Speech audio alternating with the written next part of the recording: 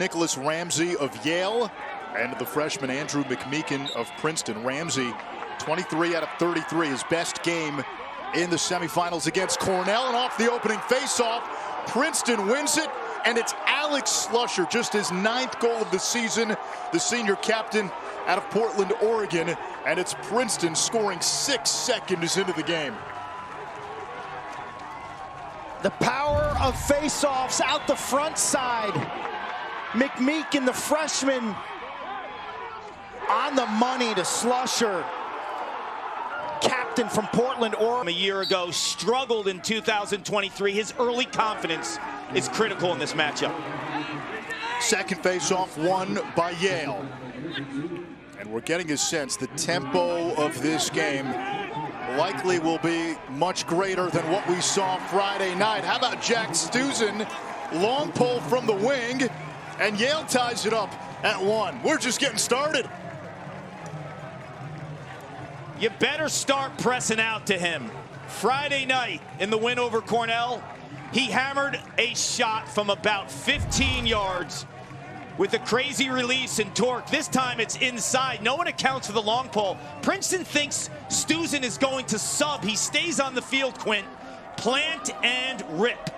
Early offense. First 3 at the X. And they score again, the old hidden ball trick.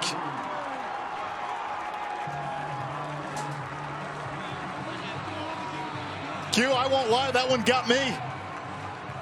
Pedersen off the face-off win.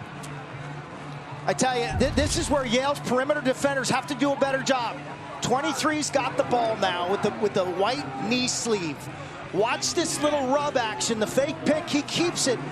And on the perimeter, look, you see the Yale defender pointing to Pedersen, and I'm not sure what the goaltender, Jared Paquette, is thinking, because even if you don't know, you got to keep your head on a swivel and almost pretend that either player has the ball. But the Yale perimeter defense must put their arm up and alert where the ball. When you turn on the tape, prior games this season, they did that against Penn in the regular season. But the second thing is, I've never seen you fooled ever broadcasting a hidden ball trick. You normally are all over that. Chato Rodriguez, quick shot. That didn't even necessitate pointing out where the ball was, because what goalie could have missed it? It was so obvious. Fellas, this thing's heating up. We got 4 goals, a minute and a second into the first quarter of this championship. 3 of them now by the Tigers. Yale's great TV. I tell you, Yale is great TV because their offense is electric. It's explosive, and they don't play any defense, folks. Stevens is a magical two-way midfielder. On Friday night, he was scoring extra man goals, picking up ground balls. And here, you just see the underhand release on Paquette. That is a beautifully placed shot from the two-way midfielder. Yale asks a lot of him, 14+ saves per contest. Here's Stannett. He's got the short stick matchup. In the regular season finale against Cornell, he had a short stick, went for 6 points. Right-handed bounce shot finds its way in. That's Sean Cameron. Timeout, Andy Shea and Yale. Clark, you mentioned it. Princeton will do wing dodges to sweep and curl to pay dirt. They want to earn the middle of the field. This one looks like it came out funny. Little bit of a knuckleball, Quint, and Paquette was very, very good on Friday night against Cornell. This one from Cameron gets to the middle of the field. He's looking at a ton of 6x6. The offside on Paquette. Yale's extra man unit. The guy to watch is 45 in blue, Thomas Bragg. 20+ career man-up goals. Good look there from the crease, but just no angle for Leo Johnson. Bragg is number 45. Leo Johnson now dumps it to the wing. It comes back to Bragg. Nice pass to the crease. Gene Fricaro denies the angle. Nothing there for Johnson. Goaltender to get to the backside post. Verdaro, Mackesy, lightning quick release. And there's Paquette making the save, his second. carved the clearing game for Yale. Has been problematic at times. It was even problematic Friday in the semis against Cornell when they won by 7. Now Krebsky. He scored in his last 7 games. Not much on that shot. Easy one for Gianfrancaro. And a quick outlet up ahead. Kistler, the freshman, picks it up off the bounce. Princeton in these unsettled. Vardaro, Princeton's top midi, out of the box. Now Rhonda, skip pass, step down, Brian Cameron. Princeton using the sub game to perfection. The sub game to perfection, but Quint, they are sharing the rock. Ball does the work on this one. They beat Yale out of the box. It's a 6-on-5. You'll see bottom half of your screen. You see 3 white midfielders and only 2 on blue. There's the trailer. It's too late. Eyes are up, and now Cameron's got back-to-back goals from distance, but he's able to set his feet, get comfortable, give himself a little crow hop, and put that one offside low. Eyes up, ball's in the back. Alexander gives it up to Mackesy. Mackesy trying to dust his man. Shot clock down to 3. Crease feed. Shot score. Tommy Barnes from Mackesy with the shot clock at 1.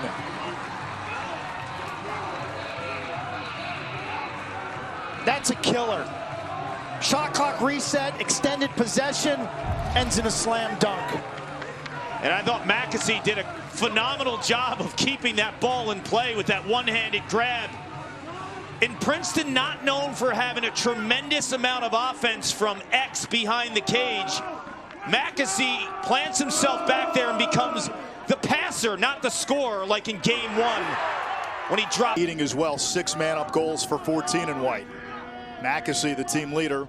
They don't fall for the fake, but Stevens finds the middle, and it is 7-1 Princeton. And right now, Quinn, it feels like Yale is defending the Alamo the way they're playing defense. It is just a siege, an onslaught by the Tigers. Sliced and diced. This one off a little hidden ball trick that just creates a moment of indecision. Stevens finds the bubble or the soft spot in the Yale defense, plants his feet, and Tigers can't miss. They are sharp. They're slick. This is a Billings, Princeton's top cover man.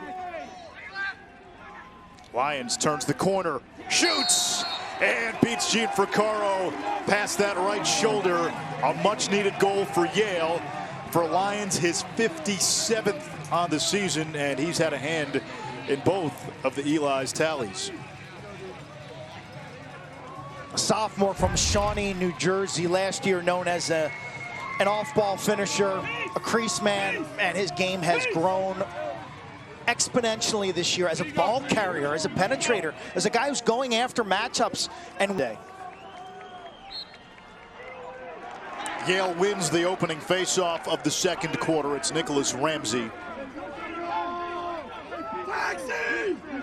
Taxi! Lions on Billings, body save Gianfrancaro. Watch Slusher now. This is poor communication off the bench. Great hustle by Christian Johnson.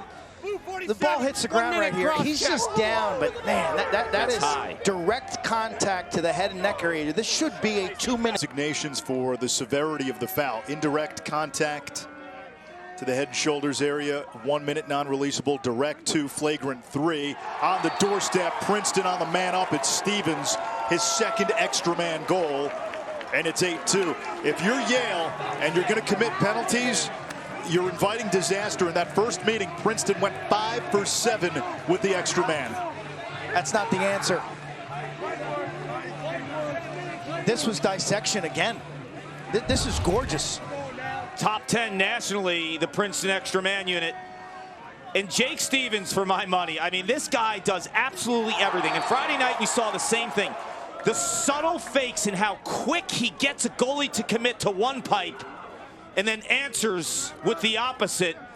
It's incredible offensive awareness. Senior out of Austin, Texas.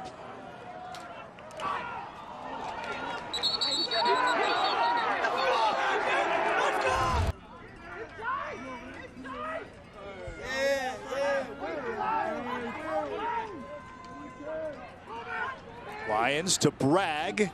Bounces it offline. Zawadzki's got the backup. Princeton holding their structure, protecting the inside, denying the skip or through passes. Johnny Kibe now. Over to Bragg. Thought about it. Hesitation. Gets free. Gianfrancaro to save. That's what Princeton has had since Gianfrancaro took over in goal. This is his 9th. This matchup with Bragg now stuck on defense. 45 in blue. Verdaro, Princeton's highest scoring midfielder, bounces it past Paquette, beats the shorty. It is 9-2, and the Tigers have their biggest lead of this Ivy League championship. You called it, right? You had a guy on the other end in Bragg who was playing extra man offense, being caught on defense against Princeton's most consistent and biggest threat at the midfield. Let's go. And if that is the case, Paul, if we could see it, if you're Paquette in that defense, you've got to see it. And what do you got to do there? Slide. You got to support that matchup. That's not a winnable matchup by Yale, and that's fine. But you got to send the double team. You got to rotate and play team defense behind it. So there's many reasons why Yale's a couple decades ago, they didn't really have much lacrosse around here. And to see these two kids talking to them about the game, how excited, how much they love it. To see the work that Eamon has done with the City Lax program now in over 60 schools, and being attached to the schools in my eyes has a lot of intrinsic value. It's really neat to see the connection with the youth and them watching these college games unfold. Princeton looking to tack on with a 9-2 lead. Automatic qualifier in the Ivy on the line. Mackesy turns the corner, bounce shot and a score. Princeton's 10th goal. It's the first for Mackesy, their leading goal scorer, who had 8 in the first meeting against Yale. He took him righty. I was going to say, it goes against the scouting report. This is like a left-handed Paul Carcaterra goal. Haley's Comet, baby, right here. Top side right-handed. He takes Alexander to the rack. He does, and look where the pressure, too. Kudos to Mackesy, because when he gets above goal line extended, he feels backside pressure. The landscape of the conference don't have a dominant Fogo. How does that look in the NCAA tournament next week? And McMeekin, the freshman in the semis, 10 out of 21. It's getting too easy for Princeton. That's Dumpy, another freshman, the southpaw from Ridgewood, New Jersey, across the river. This is the next step. The evolution of Coulter Mackesy, 91 in white. Everyone scouts him as a lefty shooter. He wants his left. He wants to shoot. He's a high-volume shooter, averaging 11 shots per game. This pass across his body to the backside is absolute perfection. Gavin Adler erased him and face guarded him off the field, basically, and he did a nice job deferring. Today, he's got to have more of an impact. 41 in blue's got to show up here. Double team works, turnover. Here comes Princeton. Billings over to Slusher. A lot of heat. ESPNU, 7 p.m. Selection show tonight. Women's at 9. Men's follows at 9:30 on ESPNU. Cameron, give him a hat trick. And a dirty dozen for Princeton in the first half. They scored 12 against Yale in the first half. In the regular season, they get 12 on Yale with 5:50 to go in the Ivy Championship. Okay, Cameron's a sophomore from New Hampshire. He has got a snappy, fast shot that just pops out of his stick. The shot he had on Friday when he backed away from the cage with a drop step, that just shows you the strength. He's all wrist. Like a lot of shooters are hips and wrists. Back to basics with this defense. Paquette's save percentage have gone up, but it rears its head against talented offensive teams. Good look for Doro, 13-2. A little extra. A little extra, and Stuzen doesn't like it. He was walking toward the Princeton players. The officials getting in between right away.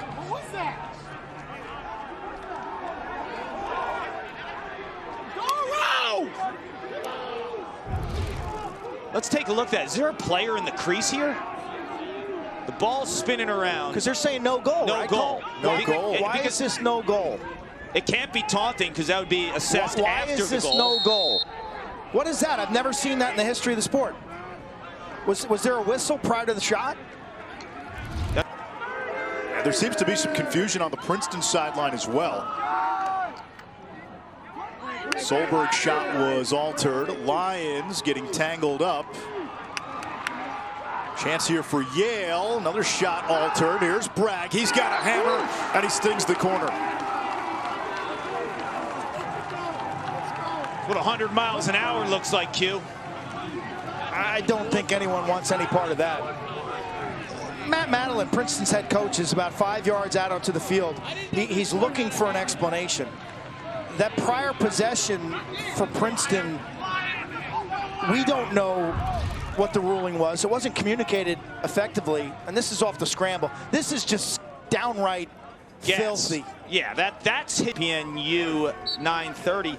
I don't know what Yale team to sell or buy.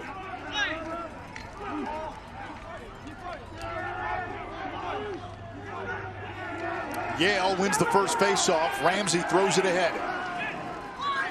Stuzen launches and scores.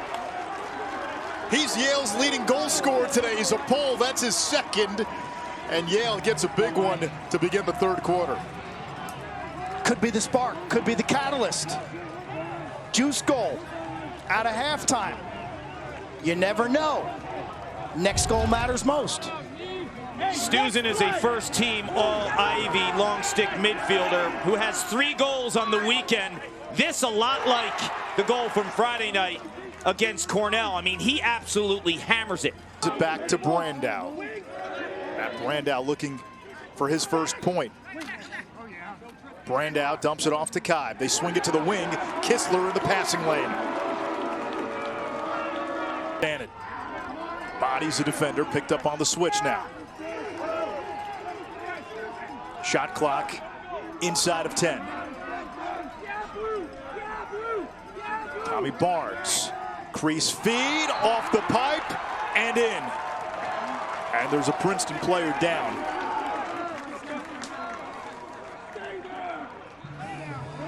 Is that Stevens, 14?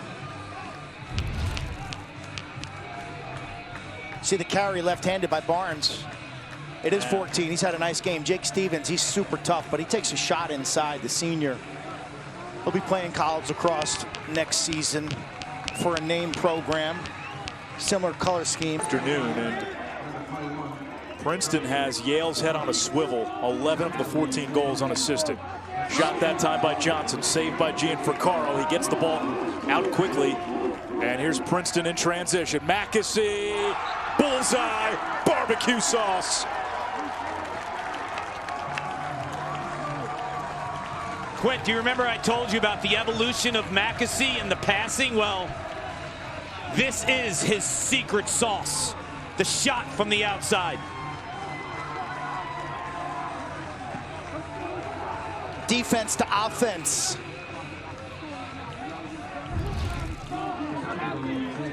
Leo Johnson, nice save by Gianfrancaro. Body stop, rebound control, aggressive outlet. Now eyes are up. Mackesy, what he does so well, his feet are tied to his hands. As you said, origins in the game of squash. Hand-eye coordination, setting your feet, using your...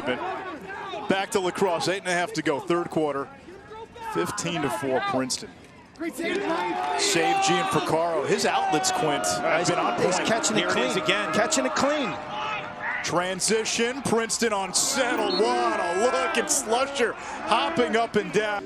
Just the subtle steps. I was watching Stevens from up here in the box, like 2 or 3 steps right or left. It's all the difference in the world. Stevens with 4 goals against Sawatsky, the short stick. Stevens fires on the run, give him 5. 7 goals in this Ivy League tournament. Clark, this is exactly what you're talking about. The off-ball orchestration. They vacate in front, which gives him the opportunity to drive, to sweep, to curl to his strong right hand. The subtle movements of the off-ball players create the one-on-one opportunity. And on a day where Stevens has feasted inside as a finisher, this time he takes the rock himself. And this is an absolute beatdown in the Ivy League Championship. Princeton is rolling. Oh, yeah. Brandow finds the back of the net. He's only had 1 game in his career where he had not scored, and that was against Princeton earlier this season. He's the maestro of Andy Shea's symphony. Listed as a senior, but he's got another year of eligibility. Banged up at times this year. This is the type of player, he can put a little too much pressure on himself. Look at the skill of that bounce shot to the offside and the way he uses his food. In round one, you start looking at, Penn State, Maryland. where could they go, right? Based on geography. Yeah, you got Maryland, Hopkins, Penn State. Rhonda's down. Rhonda's down for Princeton. That's the one thing, Quentin. A game like this now, you got a big lead. Will take over. Does Bill Tierney get one more game in the NCAA tournament? And listen, Denver had its chance. They were in the Big East Championship. Blown out by Georgetown yesterday. Off the rebound, Yale's got it. Lions doorstep, going low, and he fakes out Gianfrancaro in the final seconds of the third quarter. Flag down. Watching Gianfrancaro, Matt Palin makes the call. Unnecessary roughness to be a face-off. 6 white, 1 minute unnecessary. Face-off. Kahal Roberts, so now a face-off 3 versus 2, and if Yale can win the face-off and get possession, they will start the fourth quarter with the ball and no face-off for the fourth quarter. He's taking a rebound to beat this guy today. Chris Lyons on the backside. Beautiful pass by Leo Johnson, but Gianfrancaro. The 1 seed has reached championship weekend 18 out of 19 times. Same span, the 2 seed 9 times, the 3 seed 10 times. Significant advantage being the 1. Carson Kuhl makes it a 16-7 game, and you know who found that out last year? Georgetown. Georgetown was the 2 seed last year. They lost in the first round. The 1 seed has never lost in the first round. It's happened 5 times to a 2 seed. Denver, Syracuse, Georgetown. That Sunday night game seems to bring up some problems. Nice settled offense by Yale. The offense is not their issue. Penn sends a double team, but they don't get the 2 slide. 23 in whites. See their double teams right there? He's halfway. They don't rotate behind it. Yale can score. That's not my issue with this team. The tournament 15 years ago, neither was a Division I program. 4, 3, 2, 1, 3. Leo Johnson or the nasty sidewinder. Sunday night baseball. It's the Dodgers and Padres, 7 Eastern on ESPN. Coverage begins at 6 Eastern with baseball tonight. Sunday night countdown. Leo, the lefty, Avon Old Farms. I know, Kark, you've done extensive work with Leo during the summer, shooting and passing. He's so skillful. Well, he's not the biggest cat in the world, man. Lacrosse thinks about it 24/7. And I'll tell you, his work ethic is second to none. Machado Rodriguez, wing feed, comes to Leo Johnson. Big save, Gianfrancaro. Now that's one where it goes in. I know, 16-9, still a long way to go, but maybe, again, the fundamentals, the rules, the slide, rotating, and recovery, the one-on-one coverage, the off-ball responsibilities. At times it hasn't been great. Well, you finish up with a good 10 minutes here, and that's a positive. Here's an opportunity. In 2 games this season, Princeton has outscored Yale 39-18, make it 39-19. And Quinn, I don't know what the last time we've seen a hat trick from a long pole was, but Jack Stuzen gets his 3rd of the game, his 4th of the weekend. Bulldogs digging in on D. Not giving up. Trying to find some positives on the D end. Ball's on the carpet. Just swarm the ball. Go get it. Be the first guy there and then handle it and be aggressive with your runouts. The rules are going to have to change. A lot of times when you have Brandow, Lyons, and Johnson at attack, you're like, okay, let the guy go, right? Let the midfielder specifically.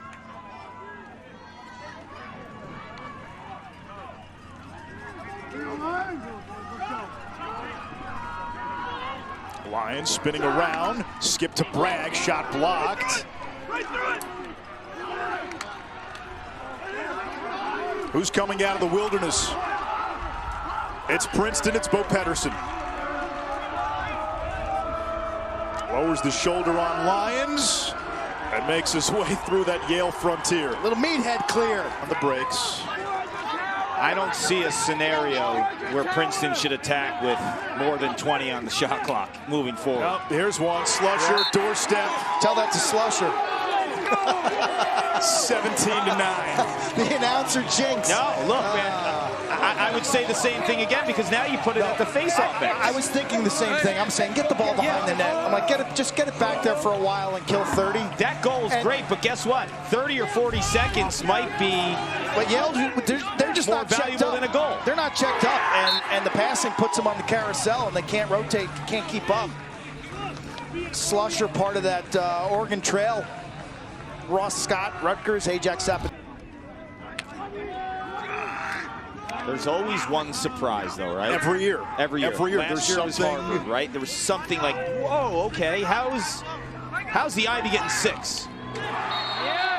Wow. 6 goals for Jake Stevens.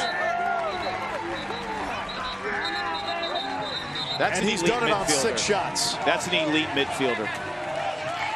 We sat down with him and talked to him on the bench. He was the first guy out here today. Yep. Like, does intent? Sometimes you gotta draw the look at that guy. He's a senior. Could be playing his last game in a Princeton uniform. He's here first. He's on the bench. He was really focused. Yeah, he really was. smart. What an impressive young man. He strings his own sticks, and as an offensive guy, you might think, okay, what's the big deal, right? Stringing your own sticks. He's dialed into his craft. He knows exactly what he wants. He's a perfect 6 for 6 offensively. And say, oh, you think Michigan's going to make the tournament? Well, and even Princeton. Princeton preseason was a top 10 team. This is a national semifinalist that returned a lot. They get to 19. Weston Carpenter. 19 was always the Bill Tierney number. sticking point for Coach T.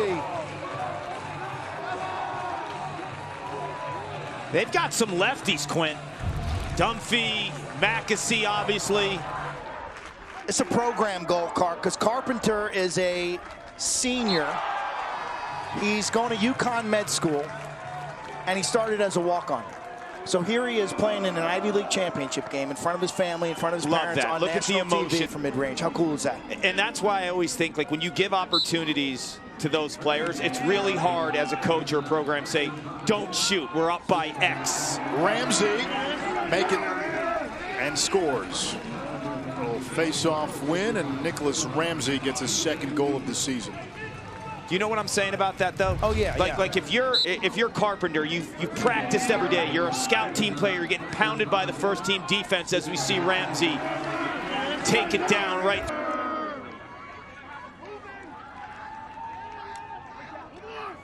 Sawatzki from the wing, and there's a save by Rackhauer, shot by Cutton. Picked up by Princeton momentarily. Both teams have emptied their benches.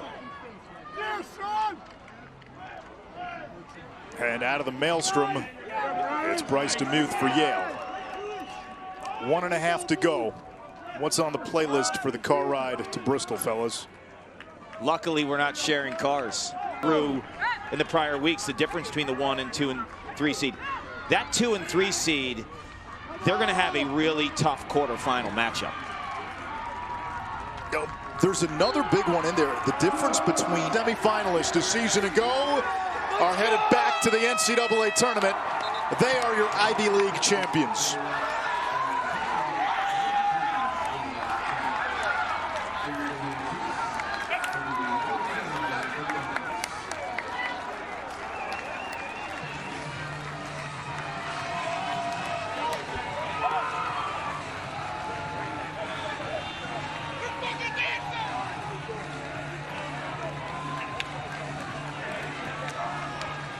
This is what May's all about. We talk about the NCAA tournament, but the conference championships. When you come back to campus in January, one of the first goals is always winning a conference championship.